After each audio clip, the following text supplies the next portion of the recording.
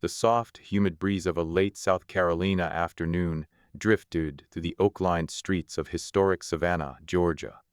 76-year-old William Carter sat in his leather armchair beside the bay window of his Victorian home, holding a small, velvet-lined wooden box in his hands.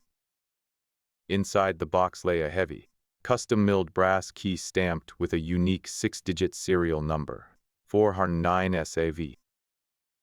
It was the primary physical master key to deposit box 409 at the Savannah Merchants and Planters Trust Bank, a high-security underground vault holding 25 certified 10-ounce 24-karat gold bullion bars, valued at over $500,000. For 38 years, William had worked as a senior precious metals assayer and vault security consultant for major commercial banks across the American South. He was a man who measured the world in precise troy ounces, carat purities, and infallible security protocols. To William, wealth was not something to be flaunted. It was a quiet, earned shield meant to secure the future of his family. His quiet afternoon was broken by the sound of high heels clicking sharply against the polished hardwood floor. In walked his 33-year-old daughter-in-law, Emily Carter.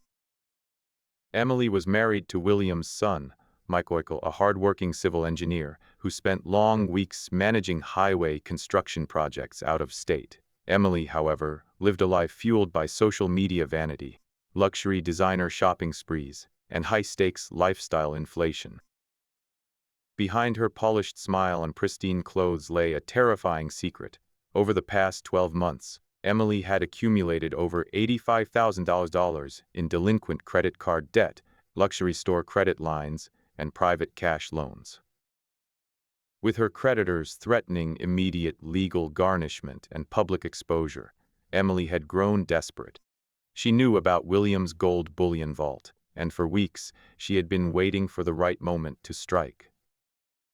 "Good afternoon, Dad."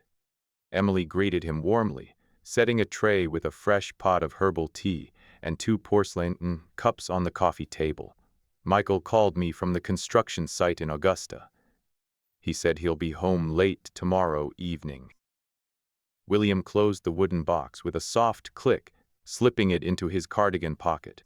He looked at Emily, his sharp gray eyes picking up her restless energy, the quick flutter of her eyelashes, and the way her fingers clutched her smartphone.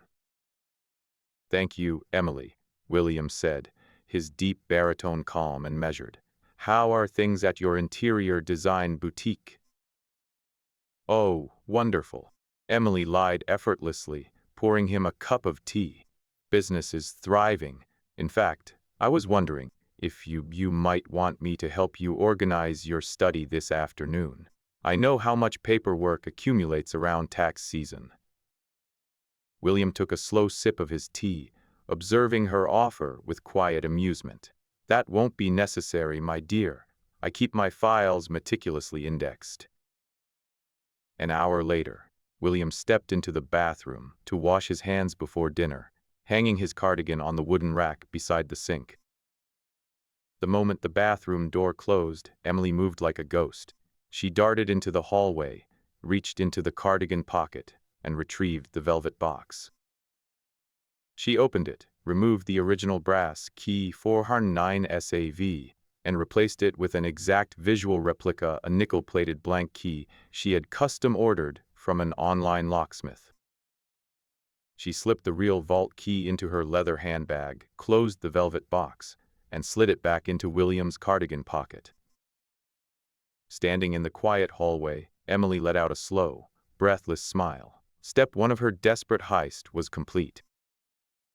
Later that night, as the house grew quiet, Emily sat at her vanity table in the guest bedroom. She pulled out her high-end tablet and opened a sophisticated image editing application. Stealing the physical key was only half the battle. High-security bank vaults required dual-factor verification for non-account owners. To access Deposit Box 409, Emily needed an official power of attorney and vault access authorization form bearing William's legal signature. 3 weeks earlier, While helping William digitize his old tax receipts, Emily had secretly taken a high-resolution laser scan of his signature. Now, using advanced vector software, she carefully overlaid the scanned signature onto a fraudulent bank authorization document she had downloaded from a dark web legal forum. The document falsely declared that William Carter had designated Emily Carter as his sole legal power of attorney and authorized asset representative due to advancing age and physical mobility limitations. It granted her unrestricted access to inspect, transfer, or withdraw the contents of Vault 409. She printed the document on a commercial-grade laser printer using heavy 32-pound cotton paper, mimicking the exact weight and texture of official Savannah Merchants and Planters Trust Bank stationery. She applied a fake notary stamp, using a custom rubber die she had bought under a fake name online. $500,000 in gold, Emily whispered to herself, her eyes shining with manic greed as she traced the forged signature. By tomorrow noon, my debts are wiped clean, and I'll buy the Birkin bag I've been eyeing. She carefully folded the forged document, placed it in a sleek leather portfolio alongside the stolen brass key 409 SAV, and tucked it safely into her designer handbag. Downstairs in the dimly lit study, William Carter sat at his desk. He reached into his cardigan pocket, pulled out the velvet-lined wooden box, and opened it under his desk lamp. Without even looking at the key, William's fingertips instantly registered a flaw.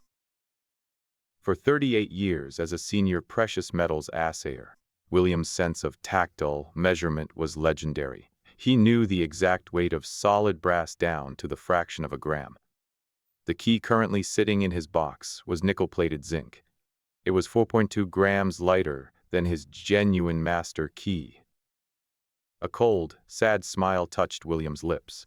He picked up a jeweler's loupe, holding the key under the light. The serial number 4099 SAV was engraved with a modern fiber laser, not the hand-stamped steel die used by the bank in 1992. "Ah, Emily," William sighed softly, setting the loupe down. "You measured the shape, but you forgot to measure the mass." William didn't panic, nor did he march upstairs to confront her. He knew that confronting a desperate liar in private only invited denials and drama. He preferred absolute, ironclad proof. He pulled a secure, encrypted laptop from his desk drawer and logged into the Savannah Merchants and Planters Trust Bank administrative portal, a high-level portal he still had security clearance to access as their former head consultant. He navigated to the vault management settings for deposit box 409. Rather than changing the lock or flagging the account as stolen, William clicked on Advanced Security Override. He activated a specialized protocol he had personally designed for the bank 15 years ago, the Silent Duress Alert, Protocol 9B. Under Protocol 9B, if anyone presented a power of attorney form or the master key at the counter, the system would not display an error message or freeze the screen. Instead, it would allow the clerk to proceed smoothly, guiding the suspect directly into the underground vault room while silently transmitting a high-priority alarm to the bank's chief security officer and the local police department. Furthermore, William added a subtle digital trap. He linked the vault access log directly to his smartphone, setting a live video feed to trigger the second the key entered Vault 409's lock cylinder. William closed his laptop, placed the fake key back in his cardigan pocket, and leaned back in his chair. "The trap is set, my dear," William murmured into the quiet room. "Let's see how far your ambition takes you." The heavy morning fog rolled in off the Savannah River, wrapping the historic oak trees and cobblestone streets in a thick, cool mist. By 8:00 a.m., the Carter household was quiet. Emily had left early, claiming she had an urgent breakfast meeting with a potential interior design client downtown. In reality, she was parked 2 blocks away from the Savannah Merchants and Planters Trust Bank, double-checking her makeup in the rear-view mirror and nervously running her fingers over the sleek leather portfolio on her passenger seat. Inside the portfolio was the forged power of attorney authorization and the stolen brass key 409 SAV. Her hands shook slightly as she adjusted her designer sunglasses. Her phone buzzed on the dashboard with an automated text alert from her primary credit card issuer. Urgent notice. Your account ending in 8884042 is 90 days past due. Immediate payment of $18.50 is required by 5:00 p.m. today to avoid legal garnishment. Just 2 more hours, Emily whispered to herself, taking a deep, ragged breath. 2 hours, and I pay off every single card, wipe the slate clean, and Michael will never know a thing. Meanwhile, back at the Victorian residence, William Carter stood in his study, calmly buttoning a dark charcoal suit jacket. He checked his pocket watch, an antique gold Elgin that kept immaculate time. The front door opened, and his son, Michael Carter, walked in carrying a heavy leather duffel bag. Michael looked exhausted, his boots dusted with red Georgia clay from the construction site in Augusta. "Morning, Dad," Michael said, offering a warm smile as he set his bag down in the entryway. "Sorry I couldn't get back last night. The bridge pour ran 3 hours over schedule." "Welcome home, Michael," William replied warmly, pouring 2 cups of black coffee from the carafe. "How was the drive?" "Long and foggy," Michael sighed, taking a cup and sinking onto the sofa. "Is Emily still asleep?" "Her car wasn't in the driveway." William sat down opposite his son, taking a slow sip of coffee. He looked at Michael with deep paternal affection and a heavy heart for the storm his son was about to face. "Emily left at 7:30, Michael," William said evenly. "She mentioned a client meeting downtown. But before we discuss her morning schedule, there is something you need to see." William reached into his coat pocket, pulled out his smartphone, and opened an encrypted PDF document sent directly to him by his personal attorney an hour prior. He handed the phone to Michael. "What's this?" Michael asked, frowning as he scrolled through the screen. "That is a complete financial audit of your joint household credit accounts, Michael," William explained, his baritone voice dropping into a grave tone. "I hired a private forensic accountant 2 weeks ago after noticing unusual inquiries against your credit profile." Michael's eyes widened in sheer disbelief as he read the numbers. $85,000 in delinquent debt. Credit lines in Miami, store cards in Atlanta, private high-interest cash loans. "Dad, this can't be right.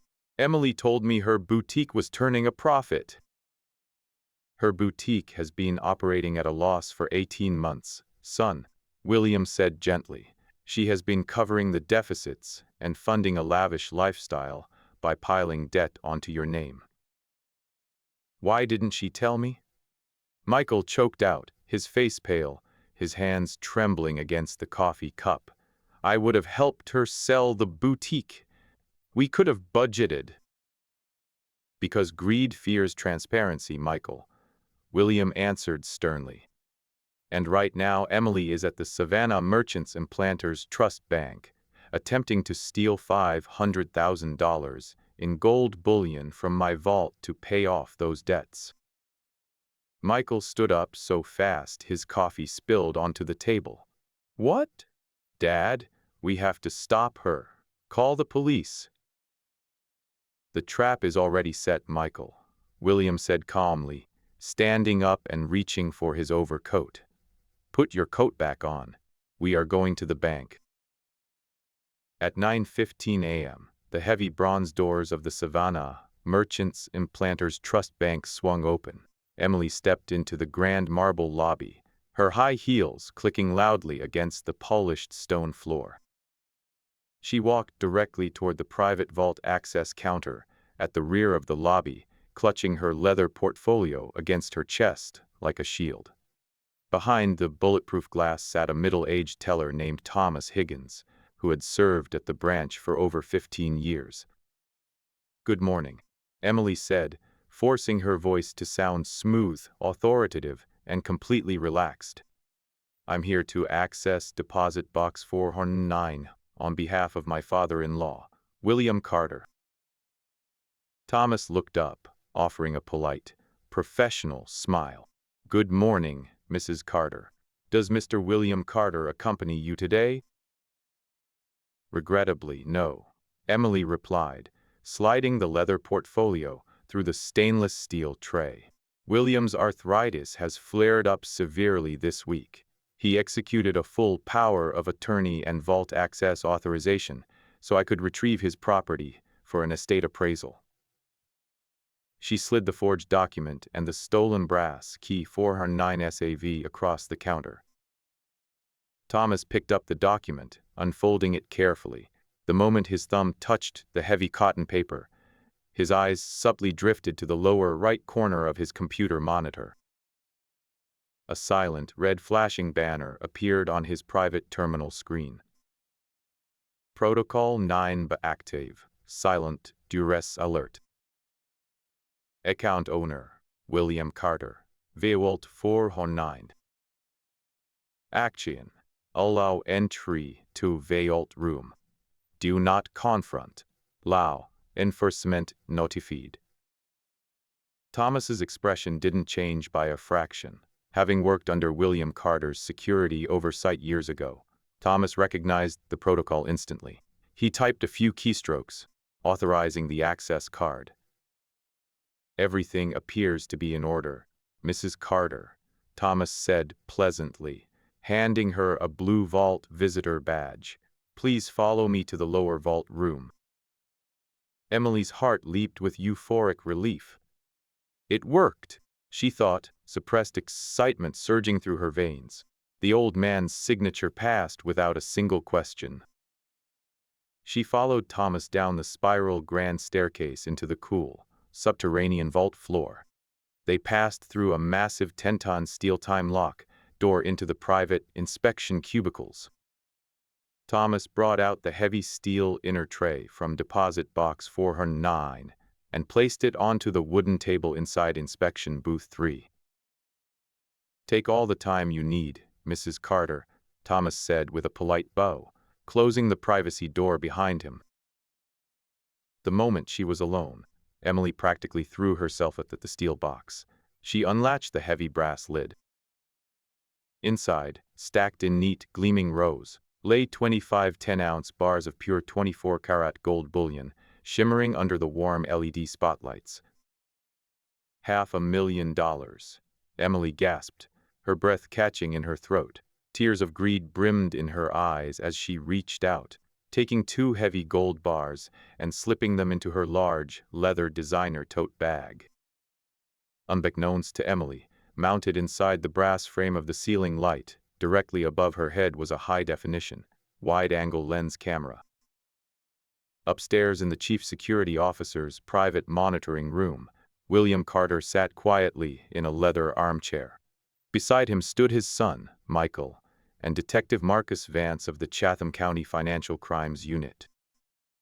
On the large wall-mounted monitor, they watched in high-definition clarity as Emily frantically stuffed gold bar after gold bar into her handbag. Michael stared at the screen, his face completely pale, his chest heaving as tears of heartbreak filled his eyes. "She really did it. She's stealing your life savings, Dad."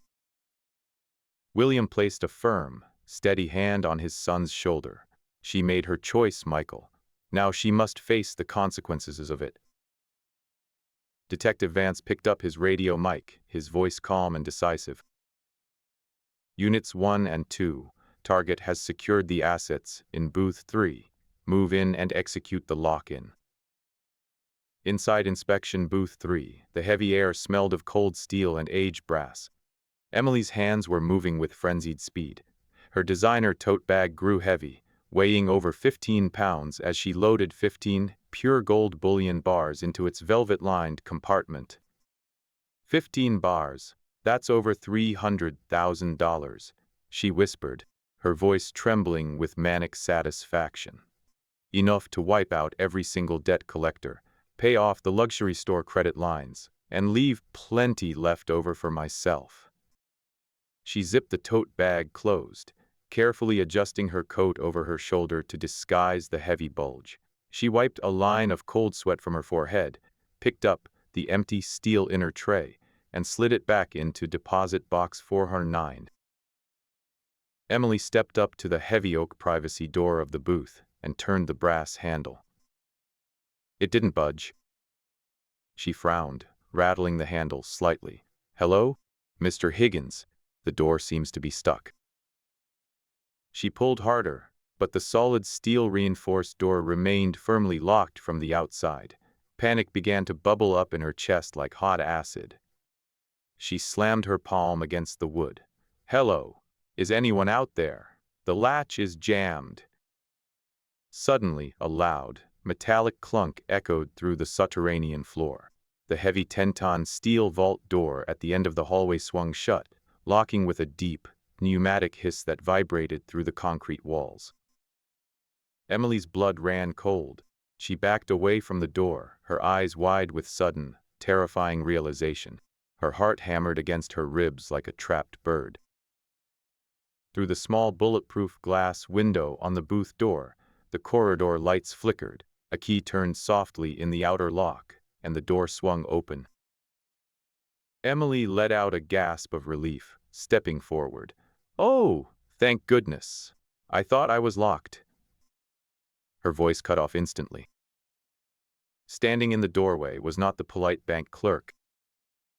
Standing before her was Detective Marcus Vance of the Chatham County Financial Crimes Unit, flanked by two uniformed police officers, with their hands resting on their sidearms. Beside them stood her father-in-law, William Carter, impeccably dressed in his charcoal suit, looking at her through his reading glasses with cold, unyielding precision.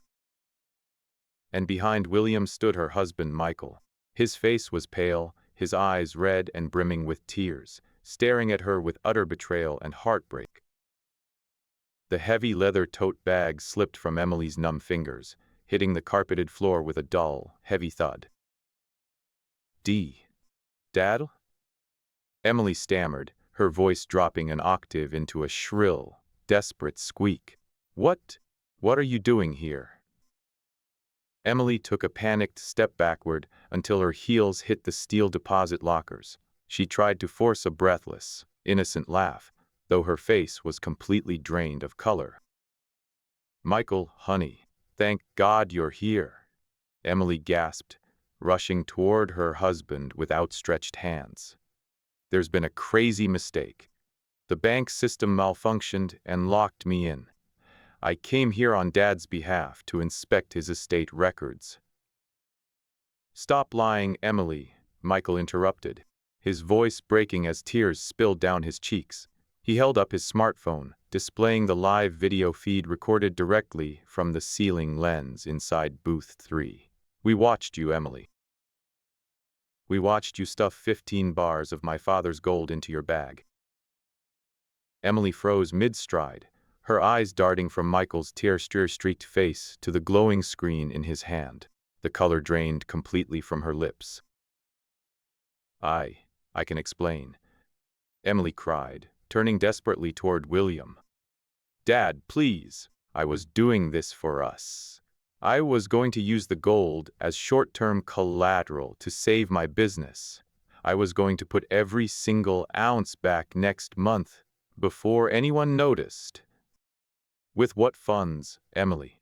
William asked calmly, stepping forward into the doorway.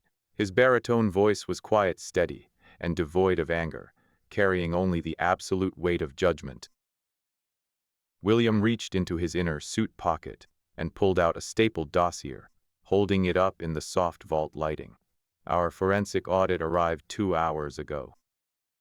You hold $85,000 in delinquent personal credit lines, 4 unauthorized merchant loans, and face imminent court garnishment by 5 separate creditors.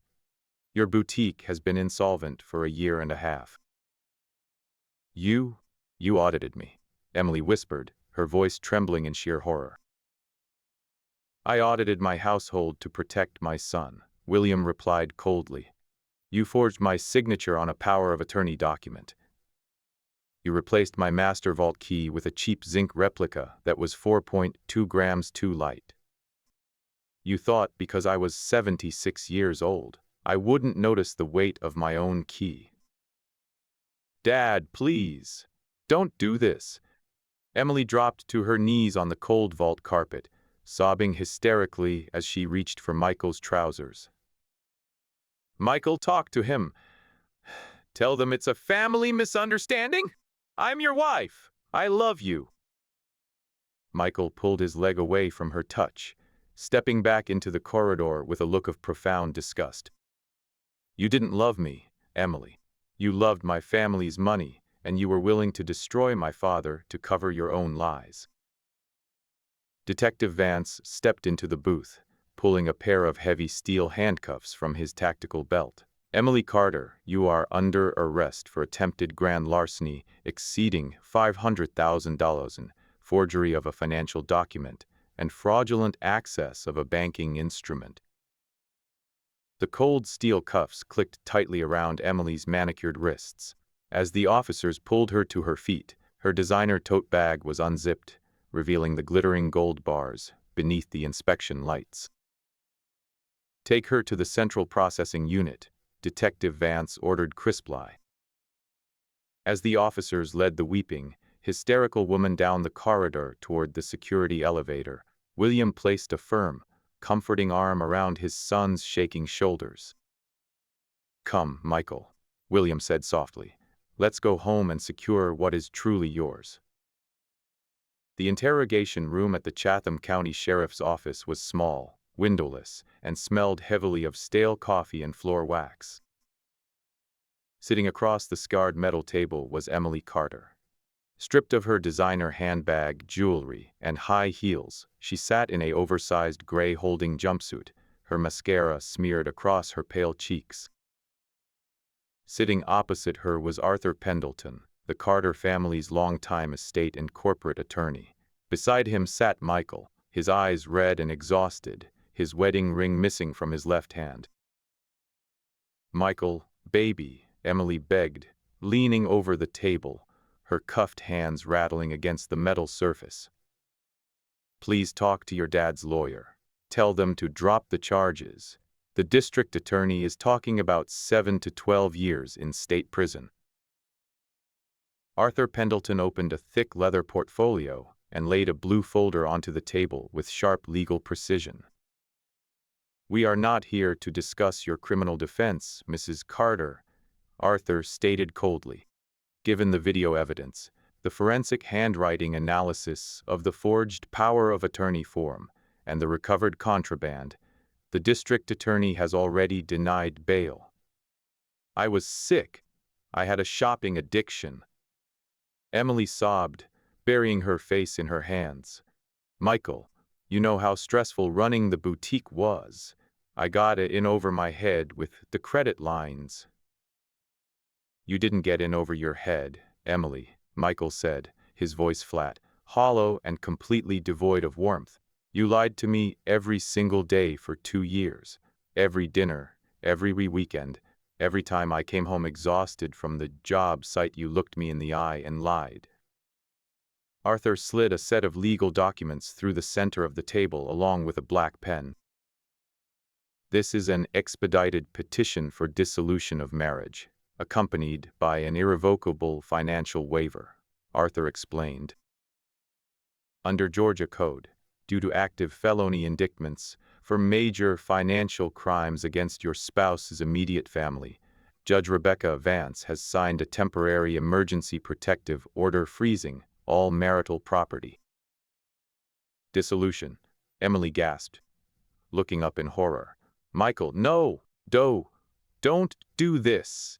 We can go to counseling. We can sell the house."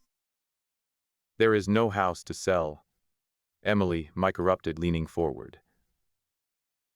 "Our forensic team spent the morning reviewing the boutique's accounts. You forged my signature on two secondary credit applications and took out a $50,000 personal loan against our joint savings account. I was going to pay it all back. Emily screamed, tears streaming down her neck. Once the gold was liquidated in Atlanta, I was going to put everything back. You were going to run, Michael said quietly, looking at her with quiet, resolute clarity. We found a one-way flight confirmation to Dubai in your email history, booked for tomorrow morning. Emily's breath hitched in her throat. She froze, her lips trembling as her final lie crumbled into dust. Emily stared at the blue folder lying on the cold metal table, the crushing reality of her absolute ruin settling over her like a heavy iron cage. With shaking hands, she picked up the black pen and signed her name across the divorce petition and asset waiver forms. With those signatures, her legal claim to the Carter family heritage, Michael's income, and any marital property was permanently severed. Arthur Pendleton gathered the signed documents, verified each page, and placed them securely into his briefcase. The formal plea hearing is scheduled for tomorrow at 9 o'clock, Arthur informed her as he stood up. The district attorney's office has offered a plea bargain, 8 years in the Georgia State Women's Facility, provided you enter a full guilty plea to grand larceny and forgery. Emily didn't answer. She slumped back in the steel chair, staring blankly at the concrete floor as the guard opened the room door to escort her back to the holding cell. Michael stood up, buttoned his coat, and walked out of the precinct into the bright afternoon sunlight of downtown Savannah. Waiting for him near the steps of the courthouse was William Carter, wearing his wool overcoat and holding a hot cup of coffee for his son. "How did it go, Michael?" William asked softly, handing him the cup. "She signed everything, Dad," Michael said, taking a long, cleansing breath of the cool coastal air. "It's over." "The legal storm is over, son," William replied, placing a strong, comforting hand on Michael's shoulder. "Now the healing begins." That evening, back at the Victorian home on the oak-lined street, the atmosphere was peaceful and quiet. The fireplace crackled gently in the study, casting a warm golden glow across the wooden bookshelves and leather armchairs. William sat at his desk, holding the genuine master key 409 SAV under his desk lamp. He weighed it in his palm, feeling the solid, comforting heft of genuine brass before placing it back into the velvet-lined wooden box. Michael sat on the sofa nearby, reviewing updated blueprints for a new commercial building project in Savannah, a fresh start for his engineering career, rooted close to home. The 500,000 gold bullion collection had been safely returned to Deposit Box 409 at the Savannah Merchants and Planters Trust Bank, now protected under a new dual trustee protocol requiring both William and Michael's biometric clearance for any future access. William closed the wooden box with a soft click and looked over at his son with a warm, proud smile. "You know, Michael," William said softly, "for 38 years as an assayer, I tested thousands of bars of gold. Fake gold always shines bright on the surface, but under the density test, it fails every time. Real character works the exact same way." Michael looked up from his blueprints and smiled weakly, his eyes reflecting the warm firelight. "I'm just glad I have the real thing to learn from Dad." William capped his pen and placed the wooden box into his safe. The night outside was still and clear,